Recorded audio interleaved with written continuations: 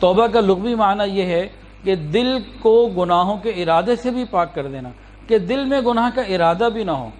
توبہ یہ نہیں ہوتی زبان سے تو کہہ رہے ہیں توبہ توبہ اور دل میں گناہ کی لذت ہو۔ گناہ سے زبان سے الفاظ توبہ کے ہیں، معافی کے ہیں، لیکن اندر جو ہے اسی طرح ہی ہے، تو یہ توبہ نہیں ہوتی۔ تو توبہ کسے کہتے ہیں؟ توبہ کہتے ہیں کہ جس وقت انسان گناہ چھوڑنے کا ارادہ کر رہا ہو اس وقت اس کا پکا عزم ہو کہ آئندہ میں نہیں کروں گا، اس سے گناہ معاف ہو جاتے ہیں۔ گناہوں پہ شرمندگی ہو، چھوڑنے کا ارادہ ہو اور آئندہ نہ کرنے کا پکا ارادہ ہو کہ آئندہ میں توبہ یہ گناہ نہیں کروں گا، اس کو توبہ کہتے ہیں، اس کیفیت کو۔ اس سے سارے گناہ معاف ہو جاتے ہیں۔ شیطان دھوکہ دیتا ہے بندے کو کہ بھئی تم نے پہلے بھی تو توبہ کی تھی نا، پھر ٹوٹ گئی، پھر کرو گے، پھر ٹوٹ جائے گی، تم تو یہ گناہ چھوڑ ہی نہیں سکتے، یہ فیس بک، یہ واٹس ایپ، یہ فلاں چیز یہ تم سے چھوٹ ہی نہیں سکتی، یہ موبائل کے اوپر کارٹون کا دیکھنا تم سے چھوٹ ہی نہیں سکتا، توبہ کا کیا فائدہ؟ اس قسم کے شیطان دلوں کے اندر وسوسے پیدا کرتا ہے۔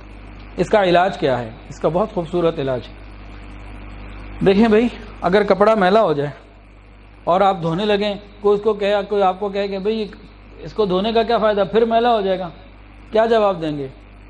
کہ بھئی ابھی تو میلا ہو گیا، ابھی تو دھو لو، صاف ہو جائے گا، پھر میلا ہو جائے گا، پھر دھو لیں گے۔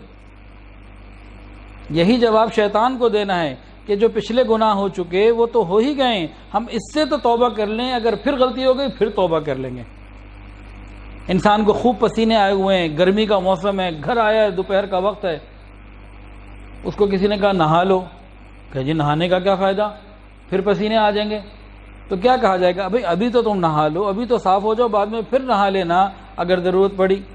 تو بالکل اسی طرح ہے کہ غسل توبہ تو ہم کرتے رہیں نا، اللہ تعالیٰ مہربانی کا معاملہ فرما دیں گے۔ بعض نوجوان یہ سمجھتے ہیں کہ اس گناہ سے بچنا تو نہایت ہی مشکل ہے، میری توبہ کا کیا فائدہ؟ بھئی توبہ کا فائدہ یقیناً ہے، بعد میں کیا ہوگا وہ بات کی بات ہے، ابھی تو ہم توبہ کریں۔ اور شیطان اگر یہ خیال ڈالے نا کہ تمہاری توبہ قائم نہیں، پکے نہیں تم رہ سکتے، ٹوٹ جائے گی، یہ تو ہمارے لیے زبردست ہمارے حق میں پوائنٹ جاتا ہے، یہ پوائنٹ تو ہمارے حق میں جاتا ہے۔ ہم اسی پوائنٹ کو اللہ کے سامنے رکھ دیں، یا اللہ میں کمزور ہوں، نفس شیطان ماحول میرے پیچھے لگا ہوا ہے، میں اپنی توبہ پہ قائم نہیں رہ سکتا، اپنی عاجزی کا اظہار آپ سے کرتا ہوں، اللہ آپ قدرت والے ہیں، آپ چاہیں تو مجھے گناہوں سے بچا سکتے ہیں، اللہ میں توبہ کرتا ہوں، اپنے آپ کو آپ کے حوالے کرتا ہوں، اللہ آپ میری مدد فرمائیے، مجھے دوبارہ گناہوں میں جانے سے بچا لیجیے۔ تو شیطان جو وسوسہ ڈالے وہ الٹا اس کے سر پہ مارے بندہ، اور اللہ کے سامنے عاجزی اختیار کر کے قرب کا مقام لے لے۔ عاجزی کے ساتھ جو قرب اللہ کا ملتا ہے انسان کو، وہ اور کسی چیز سے نہیں ملتا، یہ تو عاجزی کی طرف لے جانے والا پوائنٹ ہے۔ دیکھیں، ہمیں اگر گناہوں کے نقصانات کا اندازہ ہو جائے تو ہم گناہوں سے بچیں۔ ہم دنیا میں زہر کے نقصان کو جانتے ہیں کہ ایک زہریلی چیز کھا لی، زہر کھا لیا، پھر کیا ہوگا؟ فوراً گئے، جسمانی موت واقع ہو جائے گی۔ تو ہم زہر سے بڑا ڈرتے ہیں، بچتے ہیں، احتیاط کرتے ہیں پوری، کہ معلوم ہے کہ ایک دفعہ کی غلطی بھی وہ آخری غلطی ہوگی۔ دیکھیں، آپ کے سامنے ایک پلیٹ ہو، اس میں مٹھائی رکھی ہوئی ہو، 15-20 اس کے مٹھائی کے پیس ہوں، گلاب جامن بھی ہو، برفی بھی ہو، اور کیا ہو، کون سی لڈو بھی ہو، کسی ایک کے اندر زہر ہو، باقی سب زہر فری۔ اس چھوٹے سے بچے سے پوچھ لیجئے، اگر ایک ڈبے میں 15 مٹھائیاں ہوں، گلاب جامن، لڈو اور چاکلیٹ بھی ہو، کسی ایک میں زہر ہو، ہمیں نہیں پتا کس میں زہر ہے، وہ آپ کے سامنے کوئی پیش کرے کہ بھئی آپ کھائیے، تو کھائیں گے آپ؟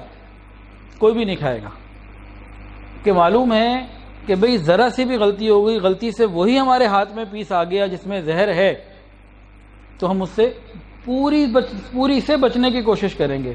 تو جان کے معاملے میں تو ہم اتنے محتاط کہ ذرا سا بھی رسک لینے کی تیار نہیں ہوتے۔ ہاں، جن کو روحانیت کا اندازہ ہوتا ہے، اپنی روحانی کیفیت کو بچانے کا اندازہ ہوتا ہے، فکر ہوتی ہے، وہ پھر گناہوں میں جاتے ہی نہیں کہ میں اگر گناہ میں پڑا میری روحانی کیفیت ختم ہو جائے گی، روحانی موت مجھے آ جائے گی۔